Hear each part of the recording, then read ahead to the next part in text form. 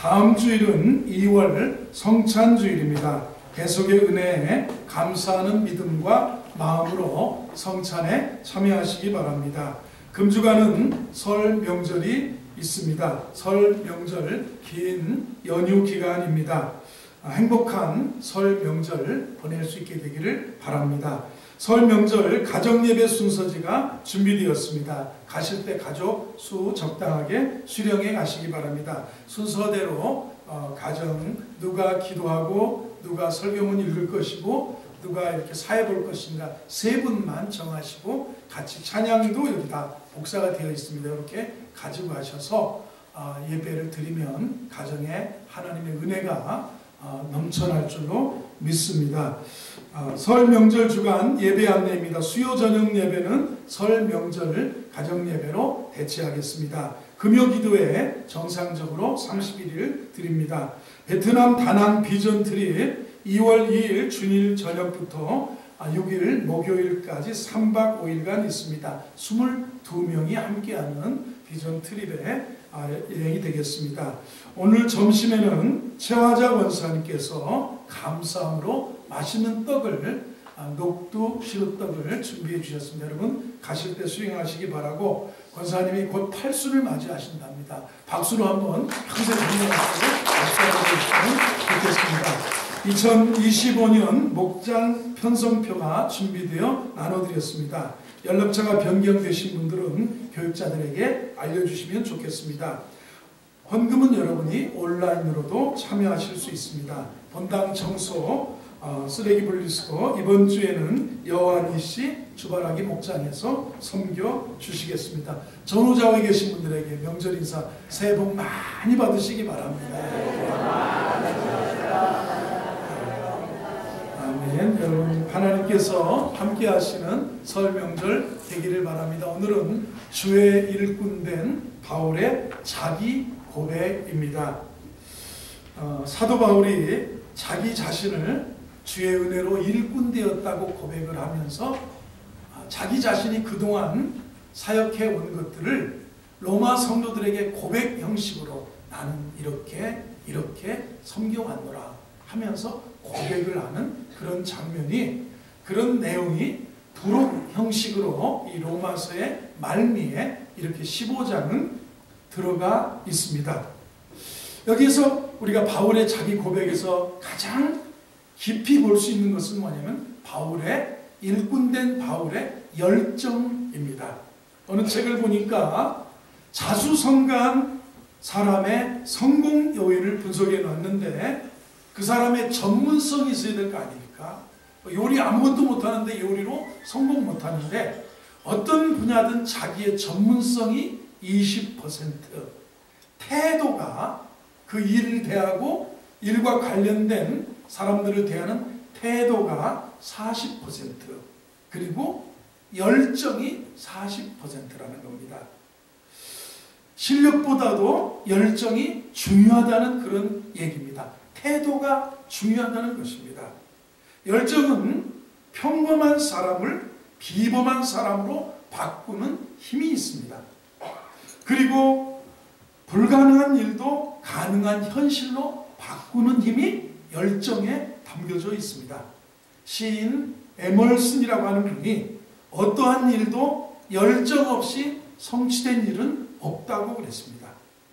인생은 열정에 의해서 성패가 좌우된다고 볼 수 있겠습니다. 인생은 그래요. 제가 좋아하는 문장 중에도 이런 게 있습니다. 당신의 열정이 당신의 미래를 결정해 준다. 열정이 없으면 열정이 없는 데를 그저 그러한 삶을 살 수밖에 없다는 겁니다.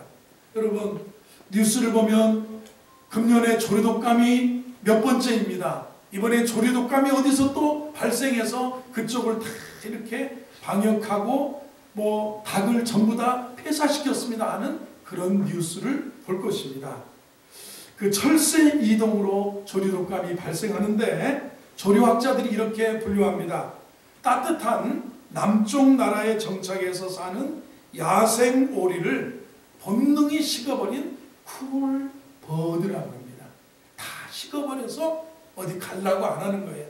저 멀리 먹이가 더 계절적으로 풍부한 곳으로 날아가려고 하지 않는 식어버린 새다. 그래서 쿨버드라고 합니다. 반면에 추운 북쪽으로 날아가는 야생 오리를 열정이 살아있는 핫버드다. 살아있는 열정이 있는 그런 새라고 말하는 겁니다.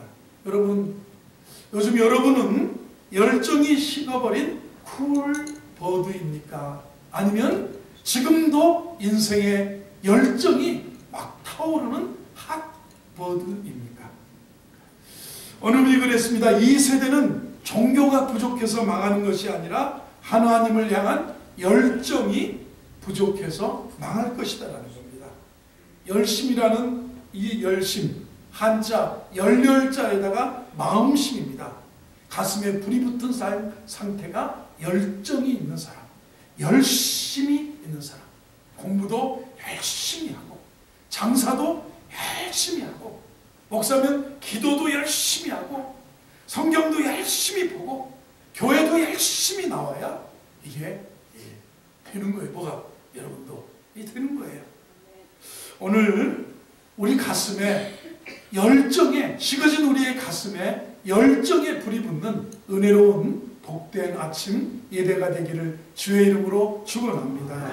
로마서 15장 후반부 이 16절에서 말씀하고 있는 것처럼 이렇게 16절에 뭐라고, 이 은혜는 나로 이방인을 위하여 그리스도 예수의 일꾼이 되어서 하나님의 복음의 제사장 직분을 하게 하사 이방인을 제물로 드리는 것이 성령 안에서 거룩하게 되어 받으실 만하게 하려 하십니다. 나로 하여금 그리스도 예수의 일꾼이 되게 하셨다고 고백합니다.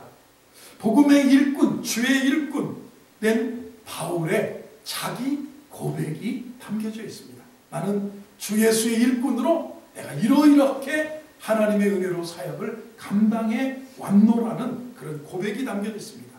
그러면 그 일꾼은 어떤 사람이냐면 14절을 먼저 보겠습니다. 한번 읽어봅니다. 시작. 내 형제들아, 너희가 스스로 선함이 가득하고 모든 지식이 차서 능히 서로 권하는 자임을 나도 확신하노라. 주의 일꾼은 서로 권하는 자다.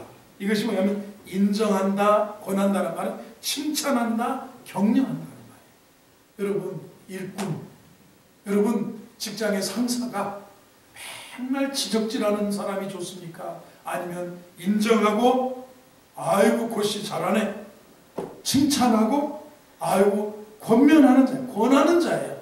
이게 너희들이 로마 성도들이 성장했습니다. 성숙했습니다.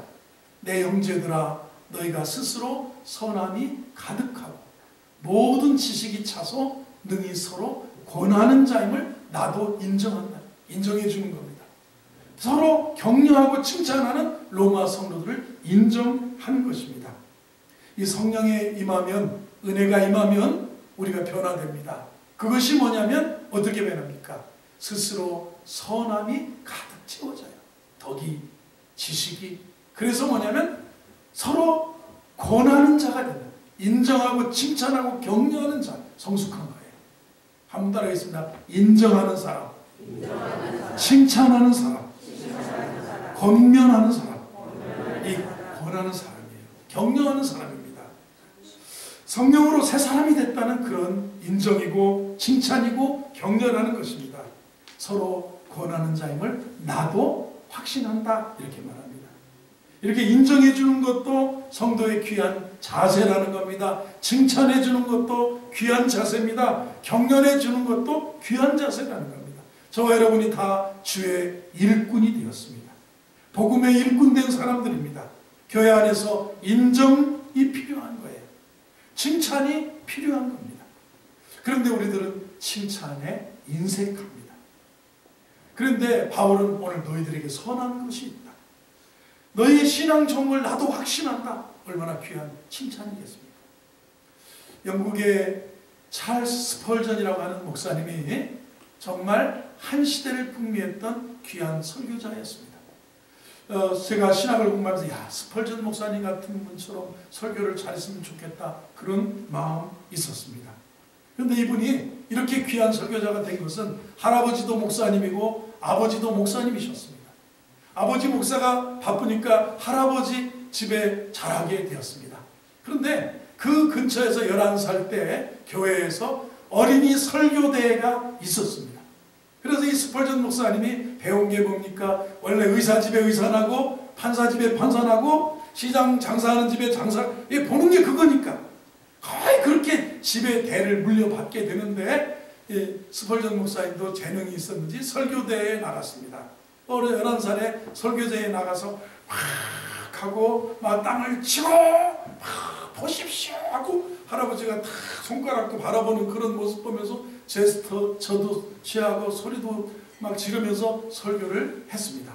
설교가 딱 끝났는데 목사님이, 야, 너는 정말 설교를 잘하는구나. 너는 장차 자라나서 우리 영국에서, 아니 전 세계에서 가장 훌륭한 설교자가 되겠구나. 이 칭찬을 받고 자기가 설교자가 될 그런 마음의 이 확신이 들었다는 거예요. 여러분, 칭찬이 이렇게 중요해요. 그런데 왜 우리가 칭찬을 못하냐면 교만하기 때문에 칭찬을 못합니다. 겸손하면 상대를 인정하고 칭찬하고 격려해 주게 돼 있어요. 그런데 우리가 성도들도 보면 예를 들어서 장로님도, 예를 들어서 권사님도, 여러분 우리 중직자가 칭찬한다고 하는데 아이고 오랜만입니다. 근데 왜 이렇게 늦게 왜 이렇게 늦게 왔어? 2절은 늦게 왔다. 3절은 뭐냐면 진짜 2달 만이네. 그러면 이게 칭찬이 다 무색해지는 거예요. 아유 반갑다고, 이렇게 와준 게 얼마나 고맙냐고. 참 예수님 본 것 같다고 그러고, 나하고 끝나고 밥 먹고 가자고 그러고 칭찬하고 인정하고 격려해 주는 것이 소중하다. 그리고 그 집 아들 보면 너무너무 잘생겼다. 이렇게 우리가 칭찬, 인정, 격려가 필요한 주의 일꾼된 바울이 이 모습을 오늘 보여주고 있습니다. 15절을 보겠습니다. 15절을 보면, 그러나 내가 너희로 다시 생각나게 하려고 하나님께서 내게 주신 은혜로 말미암아 더욱 담대히 내가 대량 너희에게서 은혜를 고백합니다. 여러분, 바울이 자기 고백이라고 하는데 내게 주신 은혜라고 고백하는 거예요. 한번 따라해보세요. 내게 주신 은혜. 사람은 각자의 분량의 은혜가 있어요. 여러분에게도 이번 명절이든 삶의 자리에서든 내게 이런 착한 아내를 얻게 하셨구나. 내게 이렇게 착한, 돈을 남처럼 많이 벌지 못하지만 그래도 평범한 월급쟁이로서 이런 좋은 그런 남편을 주고 자녀를 주셨구나. 이렇게 우리 집사람이 나는 다 좋은데 저보고 다정다감하지가 못한다. 그래서 다시 시집을 간다면 주성이처럼 다정다감한 남자한테 시집가고 싶어. 그런데도 감사한데. 그래. 여러분 삶을 살다 보면 그런 거예요. 내게 주신 은혜가 따로 있어요. 내게 은혜가 따로 있어요. 예전에 좀 부끄러운 얘기지만 우리 형님이 술을 잡수고 막 이렇게 살으니까 우리 형수님이 우리 형님 장례를 치르는데, 아이고 그러면서 이제 술 잡수고 뭐 살던 그래도 7년은 술 끊고 행복했어. 본인이 말년에 7년을 술 끊고 행복했대. 그걸 가지고 이렇게 곡하면서 행복해하는 내게 주신 은혜가 각자가 있다. 바울은 자기를 그리스도 예수의 일꾼 삼아 주셨다는 것에 16절을 보겠습니다. 16절을 보면 이 은혜가 뭐냐? 나로 이방인을 위하여 예수의 일꾼 되어서 하나님의 복음의 제사장 직분을 하게 하셔서 이방인을 제물로 드리는 것이 성령 안에서 거룩하게 되어 받으실 만하게 하려 자기에게 이 은혜가 예수의 일꾼 삼아 주셔서 이방인들을 전도해서 제물 삼아서 하나님 이 영혼을 또 구원하여 하나님께 드립니다. 이 영혼을 받으세요. 하나님, 내가 이번에는 에베소에 와서 에베소 교회를 세우고 에베소 영혼들을 주께 올려드립니다. 내가 이번에는 저 고린도에 가서 교회를 세우고 고린도의 이방인들을 제물로 주님께 드립니다. 이러이러한 자기의 고백이 담겨져 있어요. 이 당시의 지중해 지역의 터키 지역과 그리스 지역과 유럽의 지역들을 그 연안의 국가들을 다니면서 로마의 제국의 나라들 다니면서 그는 하나님께서 자기에게 내게 주신 은혜, 이 은혜는 예수의 일꾼 되어서 나로 제사장 직분을 주셔서 이방인들을 제물로 삼아 드리게 하셨다는 철저한 자기 고백이 여기 담겨져 있어요. 17절을 또 보겠습니다. 바울. 그러므로 내가 그리스도 예수 안에서 하나님의 일에 대해 자랑하는 것이 있다. 내가 고백인데 자랑이에요. 뭐냐면 18절입니다. 그리스도께서 이방인을 순종하게 하기 위하여 나를 통하여 역사하신 것 외에는 내가 감히 말하지. 내가 자랑해도 나를 통하여 하나님이 역사하셨다. 하나님 은혜다 이거예요. 내가 이렇게 했고 내가 했지 하지 말고 나를 통하여. 아멘 해보시기 바랍니다. 한번 따라서 나를 통하여. 교회도 여러분을 통하여 교회가 든든히 세워지고, 교회도 여러분을 통하여 성도들이 위로를 받고 힘을 얻고, 여러분을 통해서 교회가 재정도 든든해지고, 나를 통해서 하나님의 선교도 이루어지고 역사가 이루어진다. 얼마나 나를 통하여. 우리 원로 목사님 오시면 그러잖아요. 남편의 반대에도 불구하고 내가 수십 년 전에 호산나 교회를 지었습니다. 나를 통하여 지었습니다. 우리 목사님 특유의 표현을 하시면 모든 것이 하나님께서 우리를 통하여, 내가 했지가 아니라 나를 통하여. 바울의 이 고백을, 자기 고백을 보시기 바랍니다. 바울의 나를 통하여 역사하신 거에는 내가 감히 말하지 아니하노라. 이것은 19절을 보겠습니다. 표적과 기사의 능력으로, 이게 성령의 능력으로 이루어진 것이다. 그래서 내가 어떻게 했냐면 예루살렘에서부터 당시의 로마의 지중해 연안의 지역에 터키, 지금으로 말하면 터키, 또 그리스, 저 일루리곤까지 갔다라는 겁니다. 일루리곤까지 가서 내가 복음을, 유고슬라비아까지 올라가서 복음을 전하고 1차, 2차, 3차 전도여행을 하고 그렇게 교회를 세우고 복음을 전합니다. 내가 예루살렘으로부터 두루 행하여 저 일루리곤까지 그리스도의 복음을 편만하게 전, 자기 고백이 담겨져 있습니다. 여러분, 내가 어마어마했다가 아니라 나를 통하여 내게 주신 은혜, 그리스도 예수의 일꾼 되게 하신 은혜, 바울이 여기 부록처럼 그리스도의 일꾼된 바울의 자기 고백이 담겨져 있습니다. 여러분과 저에게도 이런 겸손한 하나님의 은혜가 임하기를 주의 이름으로 축원합니다. 은혜를 나누는 복음의 일꾼 되었다고 자신이 고백을 하는 겁니다. 얼마나 중요합니까? 이게 자기가 이렇게 다녔다는 거예요. 20절을 보겠습니다. 20절을 보면 같이 읽어봅니다. 시작. 또 내가 그리스도의 이름을 부르는 곳에는 복음을 전하지 않기를 힘썼노니 이는 남의 터 위에 건축하지 아니하려 함이라. 내가, 여러분 이게 참 중요합니다. 그리스도의 이름을 부르는 곳에는 이미 교회가 있는데 내가 여기 교회를 세우고, 그렇죠? 근데 오늘 우리 대한민국에 보면 우리 지역에 가까운 화곡 본동이 대한민국에서 교회가 가장 많은 지역이에요. 저쪽에 신월칠동 국가수 있는 지역, 우리 이수민 권사님 사시는 그 지역이 대한민국에서 또 교회가 제일 많은 지역. 거기 신방 가보면 1층에도 교회, 3층에도 교회가 있고, 문제는 옆에 건물에도 교회가 있고, 그 다음 건물에도 교회가 있고, 그의 뒷건물에도 있고, 그 옆에는 또 예배당이 잘 지어져 있는 교회가 있고, 그러니 오다 가다 거치는 것이 커피숍이고, 거치는 것이 치킨집이고, 거치는 것이 미장원이고, 뭐 이런다고 그러잖아. 대한민국에서 제일 많은 게 요식업에는 치킨집이고, 치킨 관련한 집이고, 교회도 그렇다. 그런데 바울은 이런 거예요. 내가 그리스도의 이름을 부르는 곳에는 복음 전하지 않기를 힘썼다. 이게 자기 고백이 담겨져 있어요. 이게 바울의 고백입니다. 은혜, 내게 주신 은혜를 가지고 그리스도 예수의 일꾼, 정말 저 유고슬라비아까지 올라가면서 복음을 걸어서요, 수천 리 수만 리를 걸어서 복음을 전했던 것이에요. 얼마나 귀한 그런 모습입니까? 개척자로서 예수의 이름을 모르는 곳에 가서 복음을 전하겠다 했던 바울의 다짐을, 그리스도 예수의 일꾼된 바울의 자기의 고백을 여기서 우리가 볼 수가 있습니다. 남의 터에 집을 짓지 않겠다고도 이야기합니다. 21절, 왜 그러냐? 바울의 자세를 보세요. 21절 시작. 기록된 바 주의 소식을 받지 못한 자들이 볼 것이요 듣지 못한 자들이 깨달으리라 함과 같으니라. 우리 한국의 교회는 교회가 숫자는 많습니다. 그죠? 많죠. 6만 교회 10만 목사가 더 넘습니다. 그렇게 많은 교회가 있습니다. 우리가 사는 이 지역만 해도 교회가 참 많습니다. 근데 바울은 그렇게 그런 자세로 복음을 전하겠다 이렇게 말씀합니다. 여기에 벌써 우리가 볼 수 있는 바울의 열정을 봅니다. 바울의 자세를 봅니다. 격려하고 인정하고 칭찬하고 그리고 내게 주신 은혜로 내가 복음의 제사장 되어서 이방인들을 주님께 드리는 전도하여서 구원하여 드리는 그런 자세, 남의 터위에 건축하지 않겠다는 자세. 그러면서 무엇입니까?